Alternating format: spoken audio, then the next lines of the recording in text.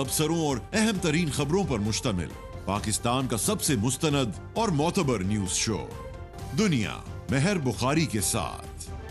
अस्सलाम वालेकुम and good evening. मैं हूं मेहर बुखारी। भारत की जानिब से 7 दिन के अंदर पाकिस्तानी शहरियों को मुल्क छोड़ने के अहकामात के बाद वाघा अटारी बॉर्डर को अमली तौर पर बंद कर दिया गया है। भारत और पाकिस्तान के दरमियान जोरी जंग के खतरात अभी भी बरकरार हैं और इस कशीदा सूरत हाल में वफाकी हुकूमत ने DGISI lieutenant general Asim Malik को नेशनल सिक्योरिटी एडवाइजर की इजाफी जिम्मेदारियां सौंप दी हैं।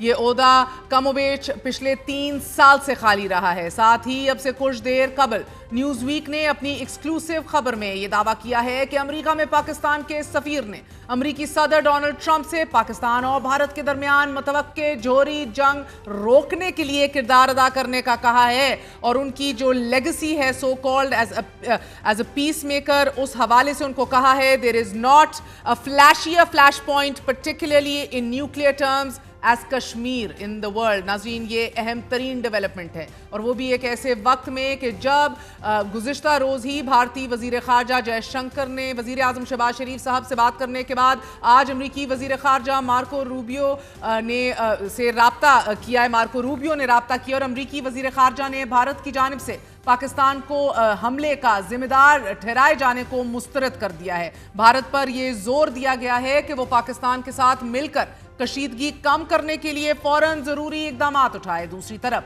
अमेरिका, चीन, रूस, सऊदी अरब, तुर्की, कतर और कुवैत ने पाकिस्तान की तरफ से खित्ते में अमन की कोशिशों को सराहते हुए भारत पर जोर दिया है कि वो मसले के हल के लिए सफारती जराए इस्तेमाल करे। Chief of army staff general Asim Munir ने भी आज ही टिला फील्ड फायरिंग रेंज में जंगी मशकों का मुआयना करते हुए दुश्मन पर यह वाज़ेह किया है कि पाकिस्तान खित्ते में अमन का ख्वाहां है, लेकिन कोई भी किसी भी किस्म की गलत फहमी में ना रहे। भारत की किसी भी कार्रवाई का मुंह तोड़ जवाब देंगे। भारत के किसी भी मिस एडवेंचर का फौरी और भरपूर जवाब दिया जाएगा। मगर भारतीय मीडिया पाकिस्तान के खिलाफ ऑपरेशन बदला शुरू होने का दावा कर रहा है। टाइम्स नाउ के मुताबिक भारत की जानिब से पाकिस्तान के खिलाफ दोबारा सर्जिकल स्ट्राइक्स या फिर बालाकोट जैसे हमले की मंसूबाबंदी की जा रही है और भारतीय फौज, फजाइया और बहरिया को मुकम्मल तैयारी का हुक्म दे दिया गया है।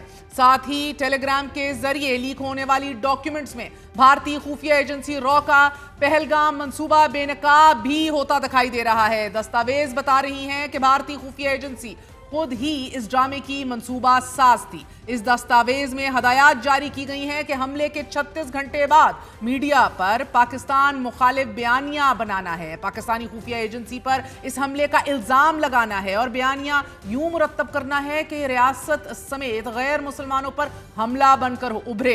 भारतीय खुफिया एजेंसी की इस दस्तावेज में यह भी हदायत जारी की गई हैं कि मीडिया इदारों को 36 से 48 घंटे पहले वाक़े की जगह पर मुतहर्रिक किया जाएगा और जिला अनंतनाग में एक कार्रवाई अमल में लाई जाएगी। सियाहों की आमदोरफ्त की निगरानी के बहाने खास जगहों पर अपने फील्ड ऑपरेटर्स भी तैनात किए जाएंगे। हमले के 2 से 4 घंटे के अंदर AI सिस्टम के तहत गवाहों के बयानात लिए जाएंगे और फिर धांधली वीडियोस की मदद से वाक़े की तस्वीर दोबारा बनाई जाएंगी। अब ये डॉक्यूमेंट्स में मजीद लिखा है कि मरकजी जो हैशटैग है उसकी बजाय 200 से ज़ायद सोशल मीडिया अकाउंट्स के जरिए गलत मालूमात की मुहिम चलाई जाएगी और फिर ISI पर तमाम तर इल्ज़ामात डाल दिए जाएंगे। अहम तरीन ये डॉक्यूमेंट्स हैं जो बहुत कुछ बेनकाब करी। इसी वाले से बात करेंगे what exactly is happening in the region, कौन सा मुल्क क्या किरदार अदा करना चाह रहा है and what are we expecting. हमारे साथ मौजूद हैं शाहिद मलिक साहब, साबिक सफ़ीर बराए भारत हैं,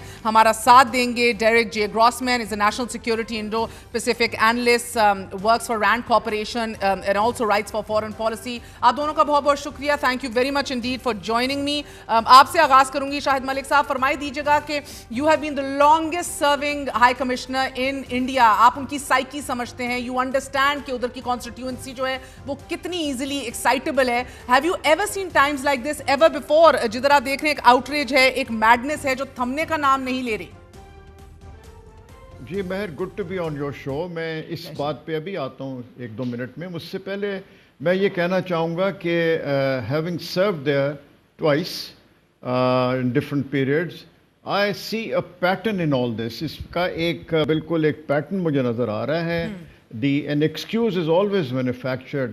اب شروع ہو جائے گی 2008 سے Mumbai terror attacks. I was the high commissioner at that time.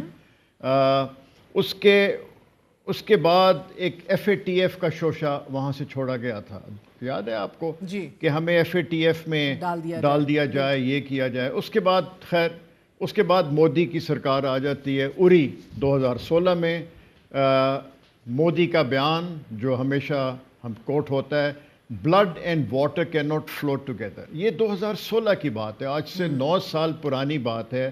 یعنی میں I W T Indus water treaty کے حوالے سے کہہ رہا ہوں کہ ان کی سوچ میں جب سے اس کے بارے میں تھا کہ کسی نہ کسی سٹیج کے اوپر آ کے ہم نے یہ آئی ڈبلیو ٹی کا جو ہے یہ ایک کر دینا ہے کام. تو وہ 2016 کی بات, اس کے اری کے بعد, اس کے بعد 2019 پلوامہ, آپ کو یاد ہے پلوامہ کے بعد بالا کوٹ. میں بالا کوٹ کو اتنی اہمیت نہیں دیتا. اس کے چند مہینے کے بعد اگست 2019 میں جو آرٹیکل 370 کو انہوں نے ختم کیا, وہ بھی اس کی ایک کڑی بنتی ہے. اور اب 2025 میں آ کے اب یہ پہلگام کا جو ہوا ہے تو انڈس واٹر ٹریٹی, تو ہر انسیڈنٹ کے ساتھ کوئی نہ کوئی ان کی چیز جڑی ہوئی ہے. So having said that, coming back to your initial question, آپ نے کہا کہ کیا are we coming to a stage جہاں پہ کوئی اس قسم کی بات ہو جائے, جھڑپ ہو جائے, جنگ ہو جائے. مجھے مہر نہیں نظر آتا, and there are some reasons for that.